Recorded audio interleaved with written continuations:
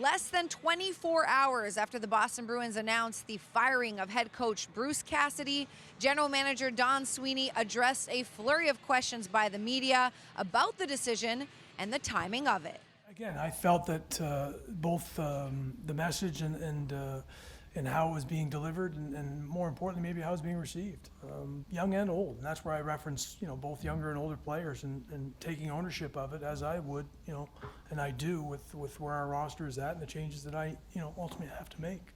And I think the players, felt that we're very well prepared.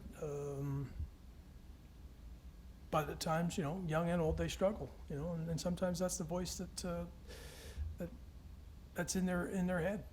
And, I think ultimately they had to make a decision that takes us in a different path. Now, you can always expect a mixed reaction with big decisions like this, but many Bruins fans liked what Bruce Cassidy did with the team and are surprised and upset by the decision. Yeah, it's going to be an unpopular decision, and it's not going to resonate, and it didn't sit well with me. Very difficult decision, as I referenced, both personally and professionally. When I go to write plans in front of both Cam and Charlie and Mr. Jacobs and that organization, they expect, as I referenced, a few weeks ago, holding to a standard of best in class. And Bruce has been a part of a lot of success we've had. So, yeah, I believe the fans were going to be, upset. Sweeney gave us updates on the rest of the front office contracts as well. We learned that assistant Kevin Dean will not be back with the team. Coaches Chris Kelly and Joe Sacco are still under contract, and he still needs to have a conversation with goalie coach Bob Asenza. As for his status with the club, Sweeney said that nothing is finalized, but he does expect to remain with the team as their GM for the near future. And when he was asked about his job security if the Boston Bruins don't get closer to winning a Stanley Cup, he did not mince words.